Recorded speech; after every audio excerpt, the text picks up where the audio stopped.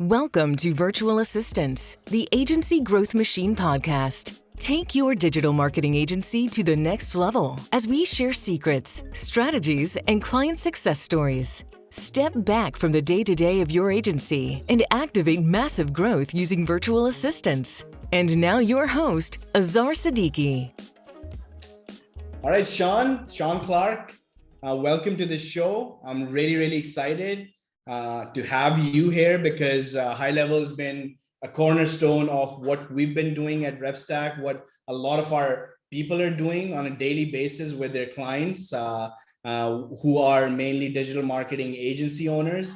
And, so it's just so exciting to have you because, you kind of bring everything together for the agency owners and, you give our guys a platform to play around and even on our side at RepStack, I like to say that we have a pretty robust marketing department. We're booking a ton of discovery calls between 60 to 100 a month. And, our sales and marketing engine is obviously HighLevel as well. So we know before we send anyone, we're using it internally as well. So welcome to the show, Shaun, and so excited for having you on this call today with me. Oh, hey, thanks for having me. It's great to be here. That's awesome, man. And, I think I laid out my plan for you here. What we try to do is that other digital marketing agency owners are listening to us. We try to show them what we're doing inherently, as RepStack, even though we're doing something different, but we're still a agency providing service to other agency owners. And, we have a marketing department, we have a sales department, and we have a retention department, and we try to hold on to the clients that we close.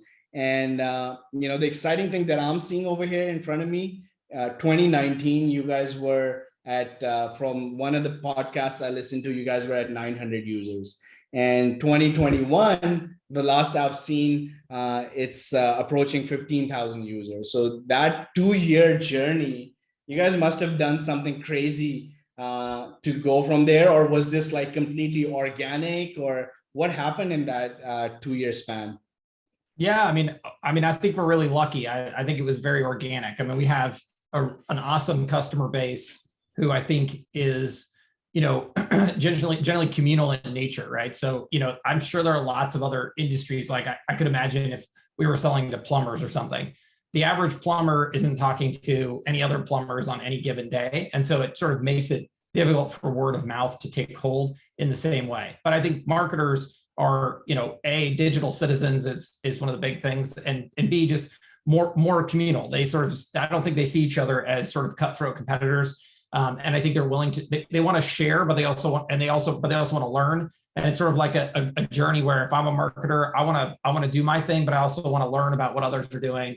And so it just naturally leads to people talking. And so I think if you have a solution for a marketer, it's very likely, if it's a good one, that it can make its way around to other marketers in a very organic fashion and very quickly as well, because it's digital in terms of how marketers tend to talk to each other. You don't have to wait for the annual conference or the local regional show. I mean, it certainly happens, but it's way more digital than a lot of other industries, which is great for us. Yeah, no, that's a good, if I'd be that lucky, well, actually in a lot of cases we have been, I shouldn't say that, but, this is phenomenal. Like, people would dream about having growth like this, but that would have also brought challenges with it as well, right? Taking your customer base, what I think one of us calculated, 15,000% or something like that over the 2 years. My math isn't that good, so I'll trust your math. You and I both, man. I was relying on some other people, but like, what were some of the things that you guys had to like adjust as this rapid growth came your way? Yeah, so I mean, I think for me, I'm more of a product person. I'm a software engineer by trade. I really enjoy that, and I'm very focused every day on new features and upgrades and what are we adding to the product. But as you scale a team, inevitably you've got to change how you operate. So all of a sudden, it's not that team members weren't important before. They're absolutely important, but the difference was there's a small enough team that I'm talking to these people all the time, and we're just naturally kind of interacting. But as you grow and as you scale, you all of a sudden hiring becomes like almost the most important thing you can do, because you just run out of your own personal ability to meet with everyone, talk to everyone, make sure everyone is happy and on board with this or knows where you're going or whatever the concern might be that day. You need to make sure that you're able to project that out into a larger organization. And so all of a sudden hiring becomes just way different and way more important than it ever was before. So, and you tend to work with a set number of people now instead of everyone in the company. And is that what you're doing right now in your? Yeah, it's becoming a much more formal, boring organization, but for a very good reason.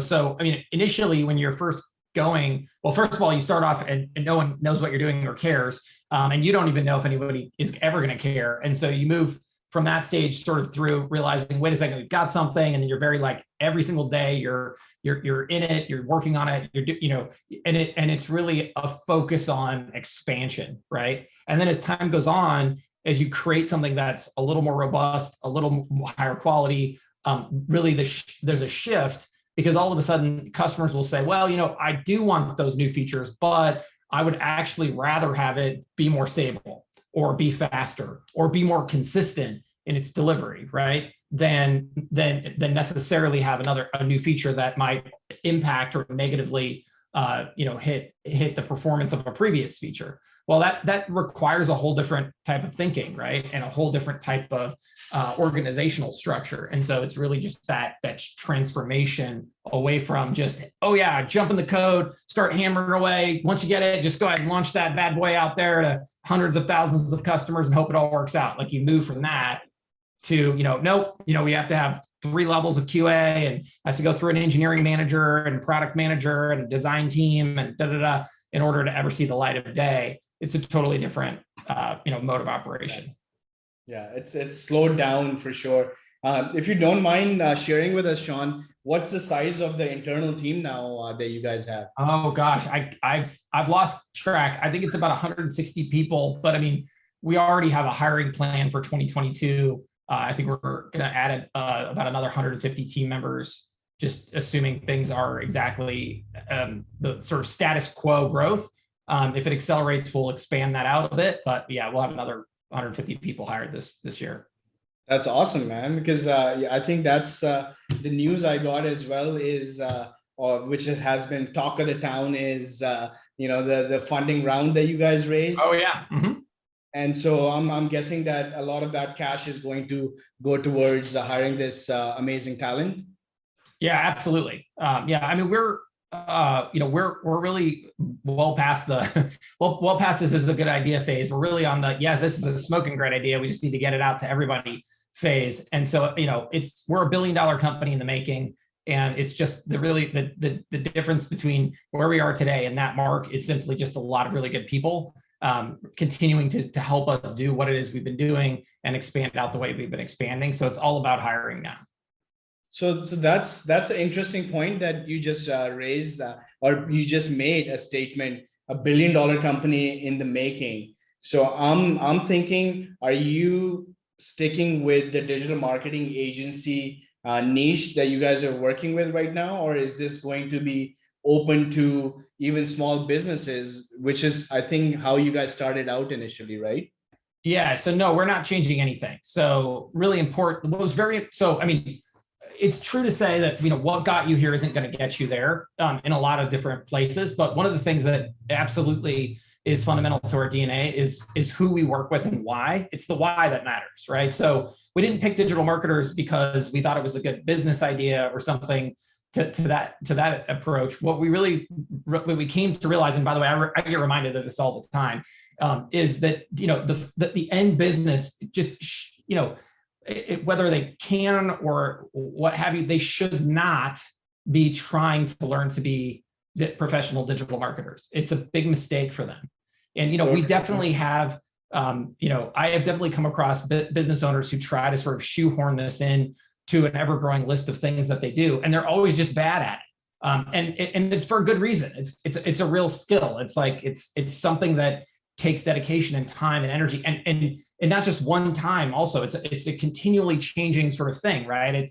And I think for some reason, there are lots of vocations where people sort of accept this. No one says, I'm gonna learn to be a dentist on the weekend, and I'm gonna sort of do it casually, and every so often I'm gonna do some fillings. I might pick up some general surgery and start to let's do some gallbladder stuff on the side. No one would ever accept that. In fact, there's licensing and laws that keep people from doing it, right? But even in other things, accounting, law, you name it, there's just sort of this implicit recognition. I think even like building a house, right? Something that I can go out today and say, I'm a home builder and try to get people to hire me. There's some implicit assumption or recognition that experience counts. You want to see what people have done. You expect that person to just do that one thing, continually improve their skill set, all of those things. But for some reason, marketing doesn't yet have that level of respect, but it doesn't change the fact that that is still the way it is.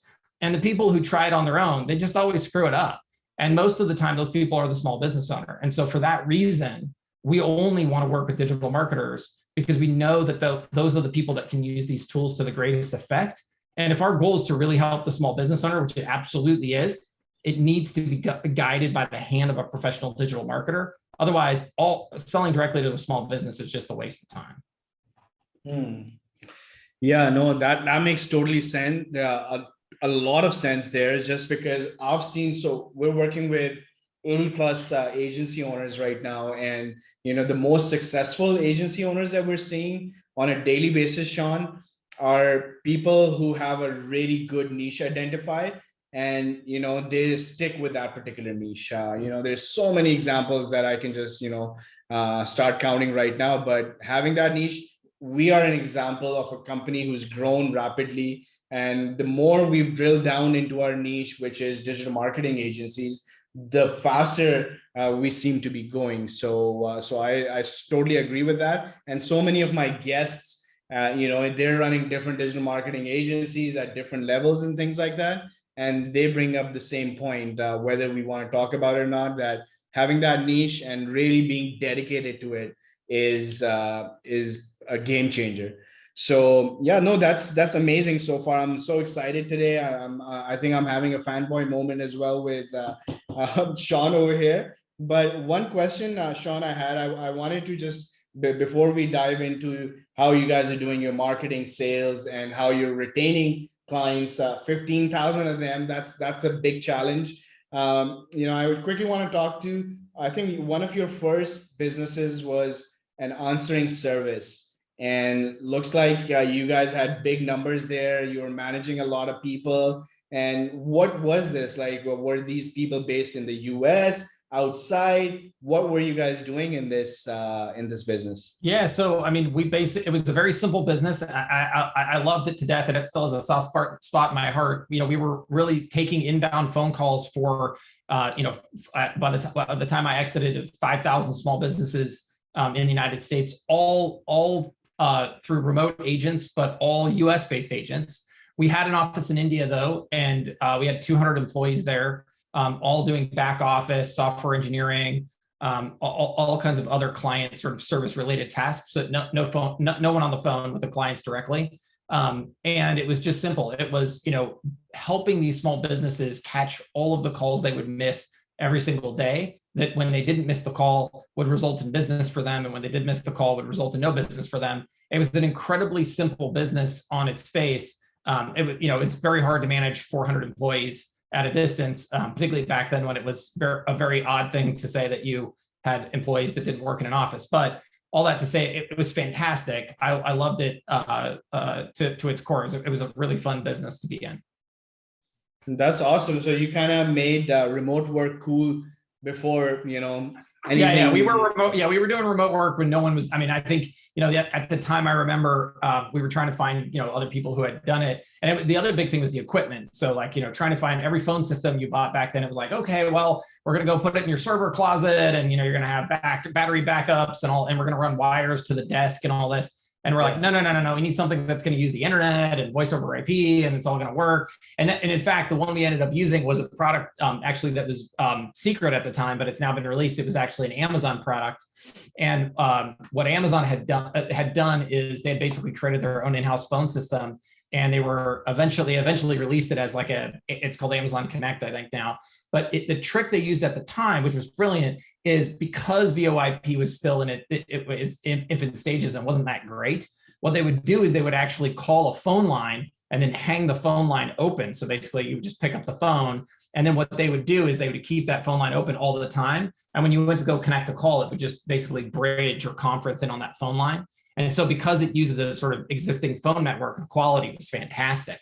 I'm certain they've already transitioned away from that, but that was one of the tricks they had to do because the connectivity was fine for the scripting and for some of the agent interface kind of stuff, but the phone calls you couldn't get consistent quality. So that's how they were able to work around it.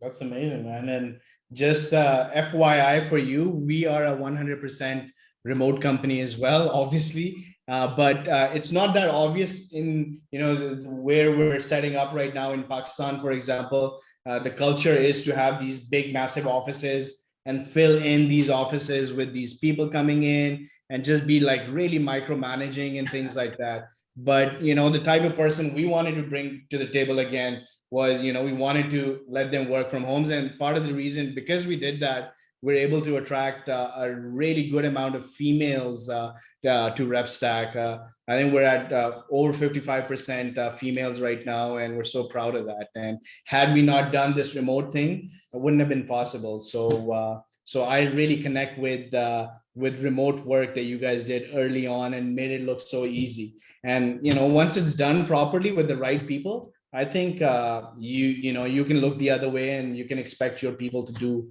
what they're supposed to be doing. Well, I think it forces you to have to manage to performance versus manage by walking around, which is sort of how it used to work.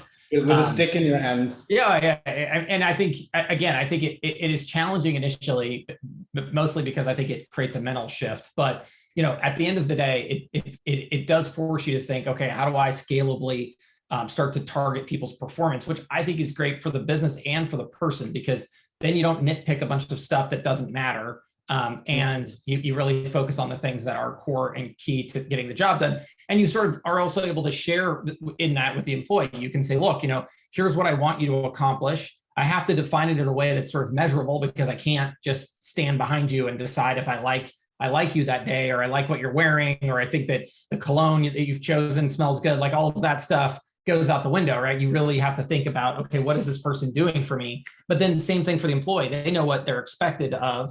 And if they accomplish it, maybe they can accomplish it in ways that you would never have, sort of imagined. But now it doesn't matter. You don't have to think about it, and they could be creative, and maybe that can be a benefit to them. Some people can accomplish their work in half the time, and gain back some of their free time, and that helps you as a business and helps them as a person.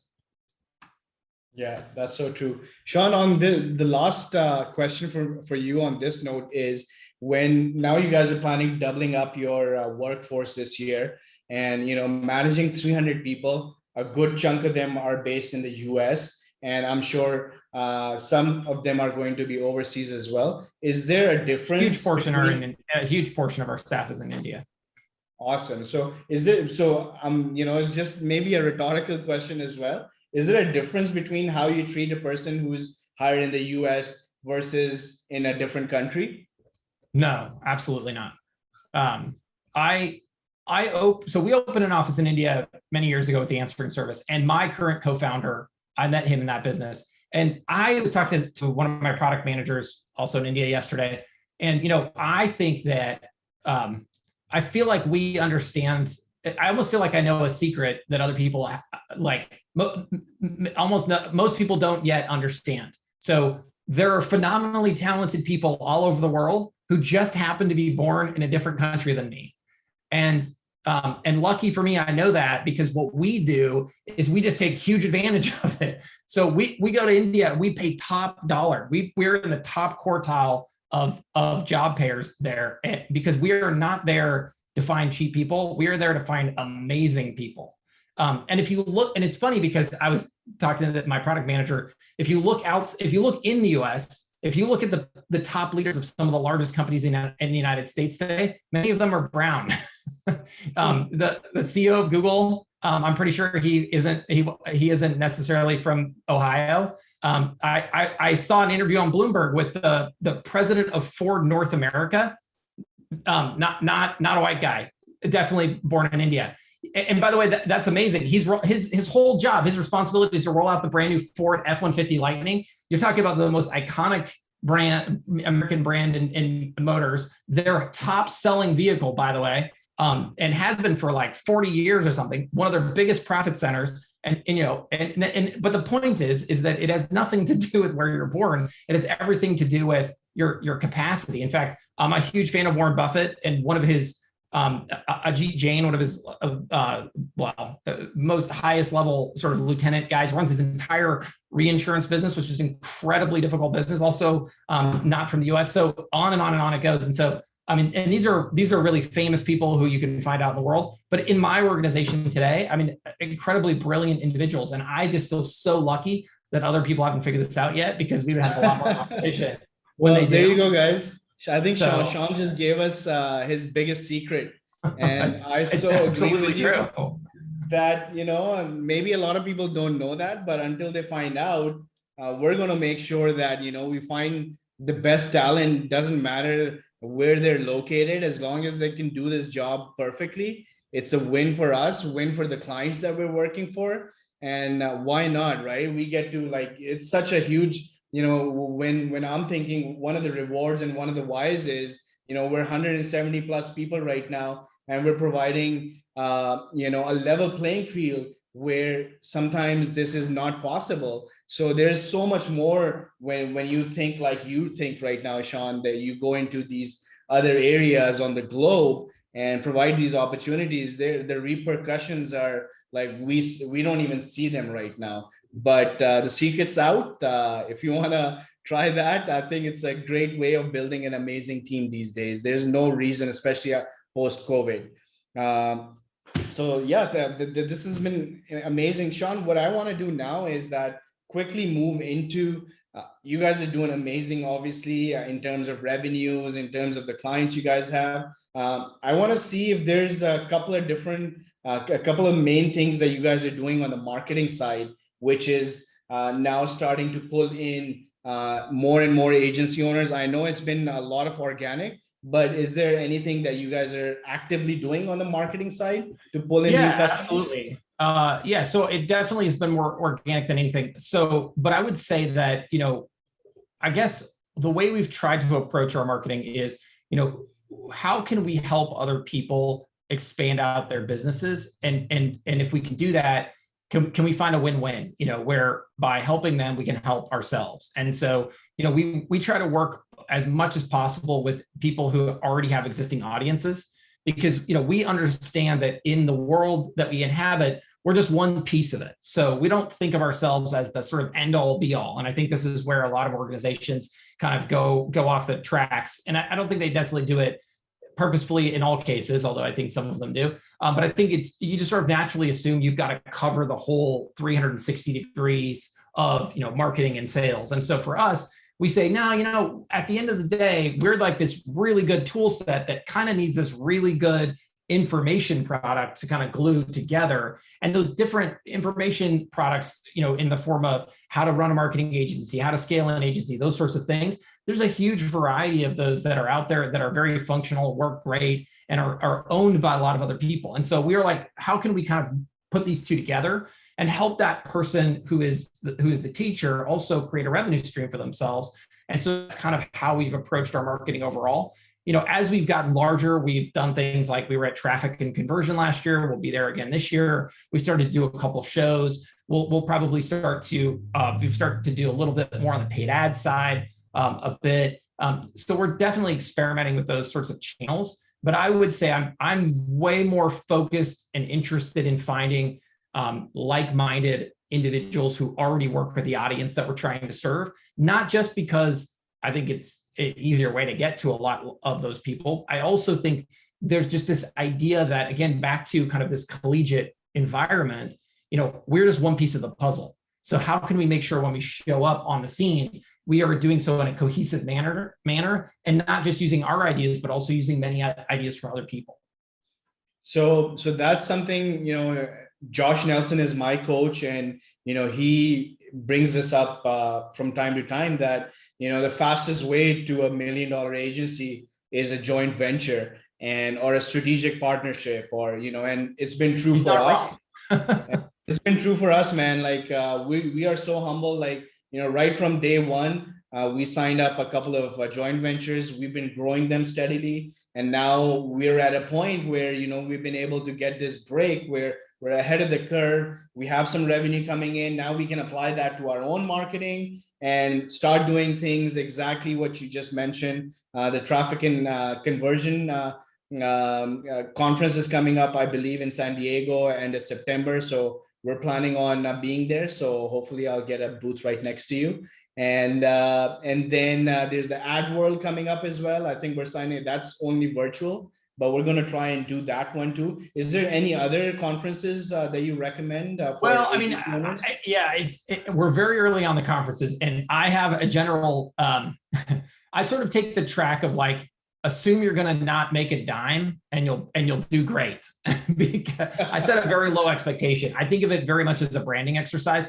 Now, every business is different. Don't get me wrong. I mean, I know people who have really good conference strategies. I used to be in the online women's shoe business at one point.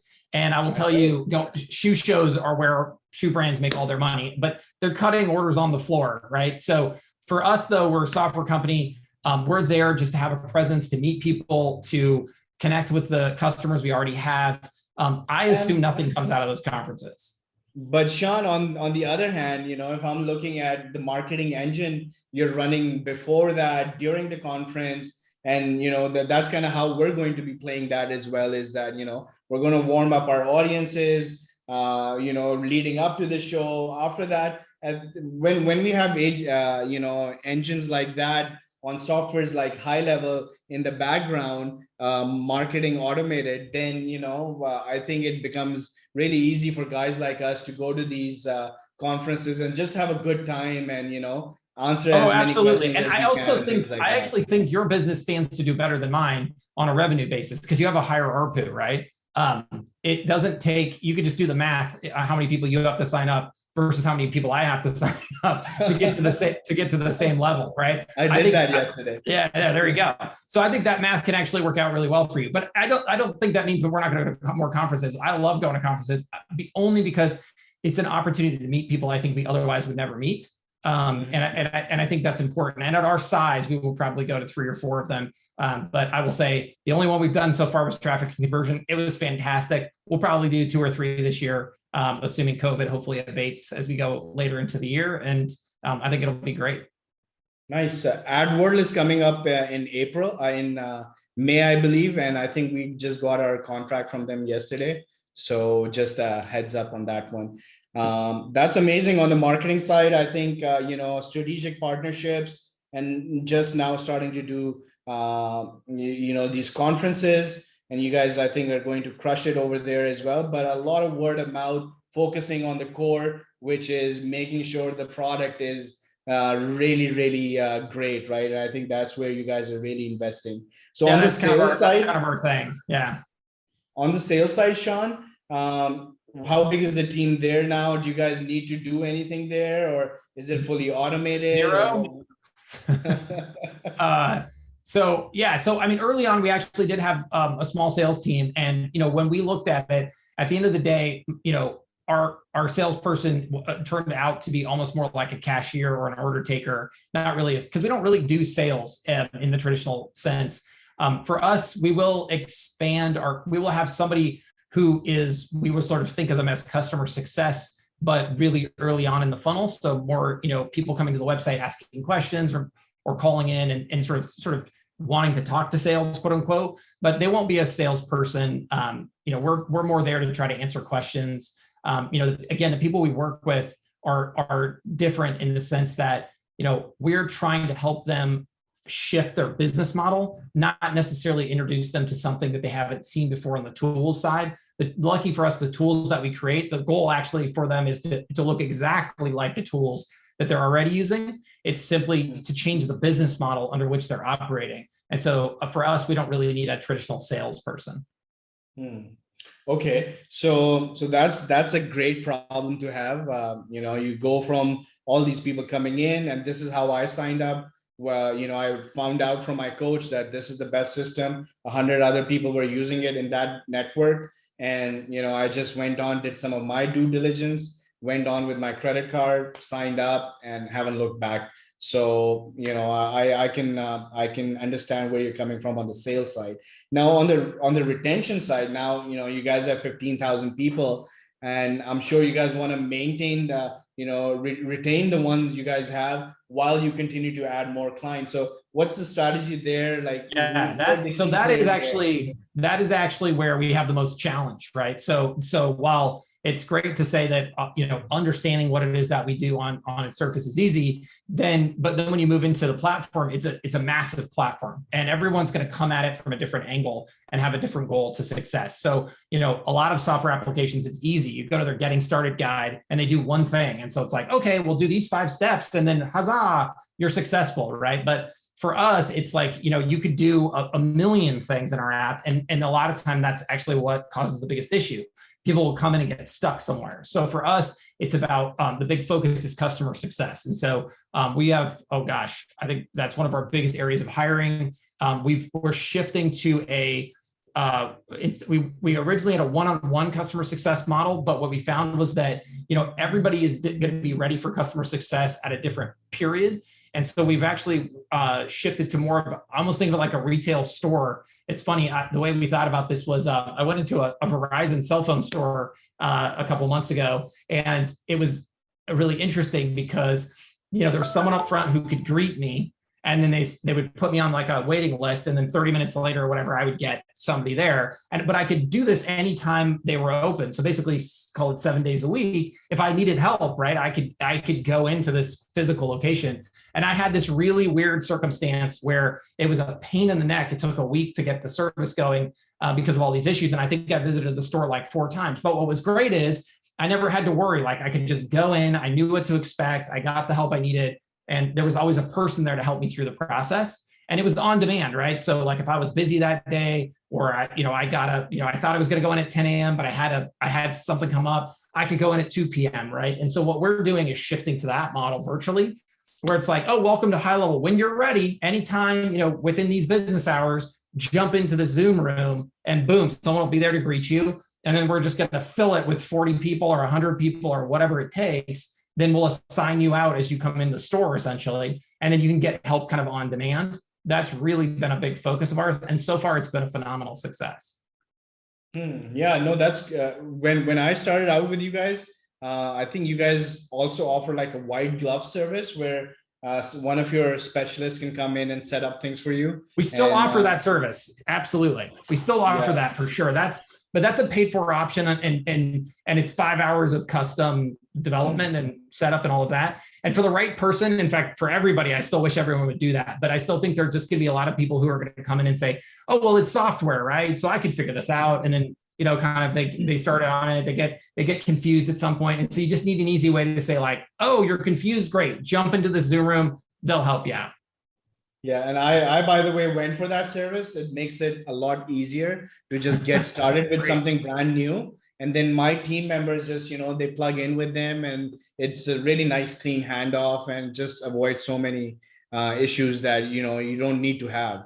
So no, that's great. Shaun, one more question on this side, on the retention side is, so is there like different teams for people who are onboarding, like an onboarding specialist versus people who are responsible for the long-term clients, like client success managers? Well, no, I mean, we're a little different there. So there's two main teams that are success and support. And the idea really is that first 90 days is that critical section where, you're really learning and you need to understand a lot more of the sort of in-depth kind of concepts in the system. So that's really success's job. And then after the first 90 days, the likelihood that you need that level is pretty low. So then we move you to support, where it's more like, hey, I'm trying to, do this one specific thing. I'm trying, can you tell me what I'm missing here? Or like, this isn't working, or, sort of more of like a Q&A kind of approach. But even there, we'll transition to kind of that Zoom room concept for support as well. Just because we find that those kind of one-on-one, face-to-face interactions are superior to, emails and chats. In fact, we're going to shut our email channel down. So if you try to email support in the next month or so, it's going to spit back and say, sorry, this channel's been shut down. Click here to jump into the Zoom room instead, that kind of thing. But for us, it's really just success and support as two different teams. And there's no, when it comes down to the success and support teams, is there like a culture of maybe if the client needs it, are they actively maybe saying that maybe you should go with this plan instead of the, I think $100 where you guys start out at, then a $300 plan and a $500 plan. Are these guys like actively upselling? Because I know in the agency world. Yes, go ahead, absolutely. So in success, the main job, so it depends on where you're at in your journey, right? So like everyone, in my mind, everyone can get to the top plan and make way more money. I always say, look, if you're paying us more money than we're making you, you're doing something wrong. So I think that is absolutely the case today and always will be the case. And I think that everyone should get there, but we understand it's a journey, right? So when you first walk in, the goal of success is to identify who you are, because some $97 accounts are truly $97 accounts. I'm a single owner operator agency. I just got started. I have no customers. I don't know what I'm doing. Can you help me? And then some people are, no, I'm actually an agency in disguise. I just want to kick the tires and I'm here as a 97. So success identifies those people. And then, for the 97, let's get you to the 297 because that's where you should be. And then over time, the idea is, oh, you're on the 297. Great. Have you thought about SaaS? Have you figured out how to sell this on a recurring basis? Oh, you haven't? Great. Let's educate you to that so we can get you there. Because again, what we want to do is, while I absolutely believe what I said, I think you can make way more money by being on the SaaS plan and selling it as SaaS. I get that on day one, that may not be where everybody's at. So we want to make sure that we bring you up, but we bring you up at the right time, at the right rate, and we make it appropriate so that at no time do you say, what am I paying for? I feel like I'm getting taken here. We want it to be an amazing journey across the whole time. We're at the $300 plan. My director of marketing is here, Mashoud. If I think if we need to move up to that other one, because I know you get your own app branded to yourself, and if you can use it for your branding with your clients and things like that, why not, right? And that's where we're headed this year as well, providing a lot of value to our clients, customized training modules and things like that. So that is definitely going to come in handy for us. My last question, Shaun, before I let you go, is regarding, you guys have built such an amazing community around HighLevel. It's extremely vibrant. I'm on many of your Facebook communities. And one of the things, because it's also related to us, on the virtual assistant side, and people who've kind of build up their businesses around HighLevel, providing support to agency owners or whoever it might be using HighLevel, and giving out their expertise in building out landing pages, setting up HighLevel, and things like that. And I know you guys have a job post for HighLevel as well, where people can post and things like that. But just on the top of your head, how do you think about when these companies are coming in and they're providing their independent services and things like that? Because I'm sure you're not in the capacity of saying that go with this one or that one, that creates major issues for you.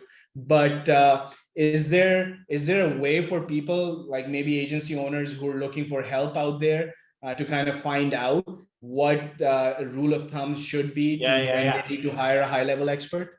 So this is a good question. So one thing you're going to see is we're going to put a ton of effort into this. So we're going to create marketplaces actually inside HighLevel, to help promote people more directly.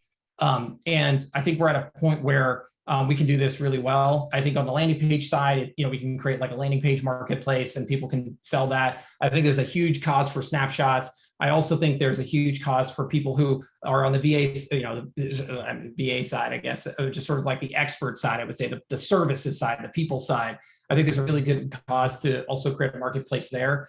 It'll be an imperfect system, no doubt. I'm sure people will say, oh, this person's terrible, this person's great, or this review is fake, and we'll deal with all that nonsense. But at the end of the day, I think that there are so many wonderful people who are doing great things. And I do believe, again, this division of labor is key. I'll run to agency owners all the time who I feel like they could probably sell, ice to Eskimos, as the saying goes, but couldn't set up HighLevel to save their life. And so if I could just sort of unite them or connect them with somebody who could help them, they would flourish in such a different way. But I am well beyond the point of being able to, first of all, I don't want to recommend one person over another because I think that is unfair. And I honestly, there's no way I know with any certainty who the good people are and the bad people are, because we have just such a tremendously large community now that there's so many people I don't even know exist. And so it is super important to me that I do encourage people to work with and find someone to help them. I always say the same thing, like, just call references. That's always my piece of advice that I feel like no one ever, every time I hear a horror story, I always say, well, did you get any references and did you call them? Yeah. And the answer is always no. And I'm like, well, come on, give me a break. Like, at the end of the day, if you're going to engage someone who you don't know, it's super simple. Ask them for the name of 3 agency owners like you that you can call and talk to. The likelihood you talk to 3 other people and they say, oh, they're amazing, and then they turn out to not be amazing, is very low. But otherwise, I think there are so many fantastic people in our audience that provide these types of services and are great at what they do. And that's why we like the community, right? That's why we want the community, because we feel like this is like a group effort, right? Everybody's good at what they do. Like, again, we're terrible at sales and marketing. We're proud of that. But because we think we're really good at product and engineering, because that's what we want to be great at. And we want to find a way to connect with other people who are great at the things we're terrible at. And I feel like that is the type of attitude everyone should take and think, how do I arm myself with these other things that I need, and by working with other people who are great at them, so that holistically I can be great at what I do. Yeah.